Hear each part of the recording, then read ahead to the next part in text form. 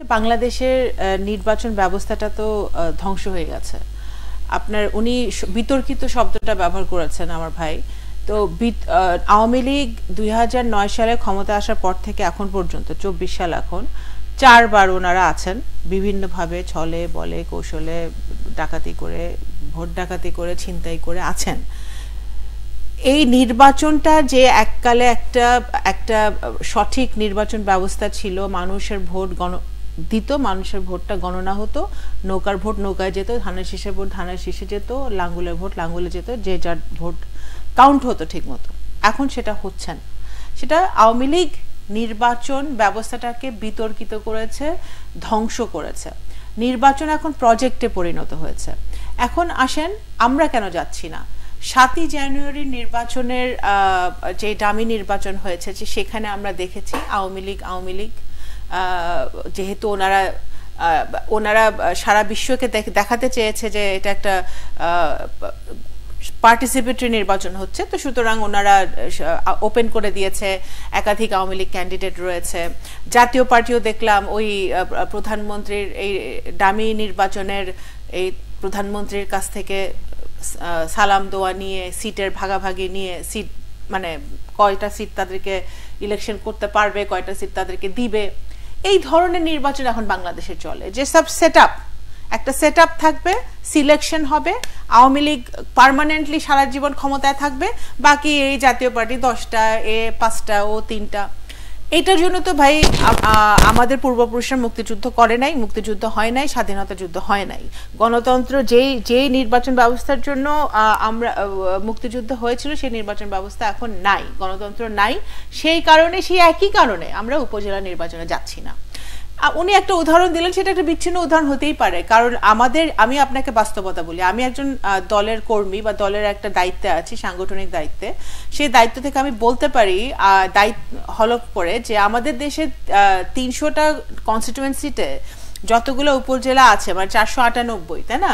এই 498 উপজেলাতে আমাদের মানে প্রচুর যোগ্য ক্যান্ডিডেট আছে, যে এই দেশে যদি কখনো সুষ্ঠু ভোট হয় তারা জিতে আসবে উপজেলা লোকাল ইলেকশনে, ভাইস চেয়ারম্যান বলেন, উপজেলা বলেন, সিটি কর্পোরেশন বলেন, জিতে আসবে। কিন্তু এখানে হার জিতের বিষয়টা না, এখানে তো ভোটই হচ্ছে না।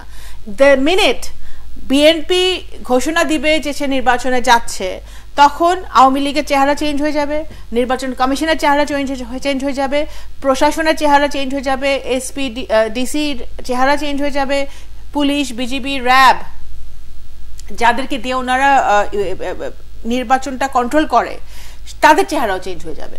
তো সুতরাং আমাদের যে দাবিটা ছিল যে এই কোনো একটি রাজনৈতিক দলের অধীনে আমরা কোনো নির্বাচনে যাব না, নির্দলীয় সরকার ছাড়া আমরা কোনো নির্বাচনে যাব না, এবং এই ডামি নির্বাচন কমিশন একটা ডামি নির্বাচন কমিশন, এই ডামি নির্বাচন কমিশনের অধীনেও আমরা নির্বাচনে যাব না। তো সুতরাং এই সিদ্ধান্তটাই উপজেলা পর্যায়ে বলবৎ রয়েছে। এবং আমি মনে করি যেই পরিমাণ নির্বাচন হচ্ছে তার সেই তুলনায় খুবই কম সংখ্যক, আমি বলবো খুবই নগণ্য কিছু লোকজন আমাদের নির্বাচনে তারা যাচ্ছে, বেশিরভাগই ভাইস চেয়ারম্যান পদে যাচ্ছে, এবং তারা যেহেতু দলের একটা সিদ্ধান্ত আছে, দলের সিদ্ধান্ত না মেনে যদি যেহেতু তারা যাচ্ছে, তাদেরকে দলীয়ভাবে সাংগঠনিকভাবে তাদের বিরুদ্ধে ব্যবস্থা নেওয়া হচ্ছে, এবং নেওয়াটাই স্বাভাবিক। আর আরেকটা যেটা উনি ভাই বললেন যে এই যে প্রতীক তো কখনোই ছিল না এই দেশে লোকাল ইলেকশনে। প্রতীকের আইনটা তো ওনারাই করেছেন, ওনারা করে তারপরে কাউকে না জিজ্ঞেস করে পার্লামেন্টে কোনো এটা নিয়ে কথাবার্তা হয় নাই, তারপরে পার্লামেন্টের বাইরে এটা কারো মতামত ওনারা নেয় নাই। হঠাৎ করে ওয়ান ফাইন মর্নিং ওনারা সিদ্ধান্ত নিলেন যে প্রতীকে হবে।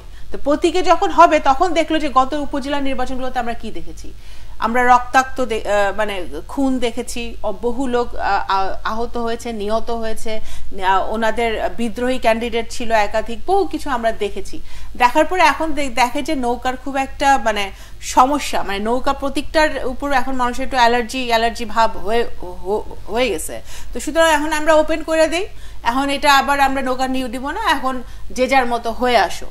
হ্যাঁ, তো এটাও একটা পার্টিসিপেটরি ভাব তারা রাখছে, যাতে সারা বিশ্বকে তারা দেখাতে পারে যে না, আমাদের অধীনে তো নির্বাচন হচ্ছে। কিন্তু বাস্তবতাটা তো সেই জায়গায় নেই। বাস্তবতা হচ্ছে বিএনপির যখন এই নির্বাচন শুরু হয়েছে, আমাদের 1400 থেকে 1500 লোকের নেতাকর্মীদের সিনিয়র থেকে নিম্ন তৃণমূল পর্যন্ত অলরেডি 1400 থেকে 1500 জনের সাজা হয়ে গেছে, কনভিকশন হয়ে গেছে। মানুষ এখনো জেলে আছে, জেল থেকে বেরোচ্ছে, তারা যারা বেল পাওয়ার যোগ্য তারা বেল পাচ্ছে না।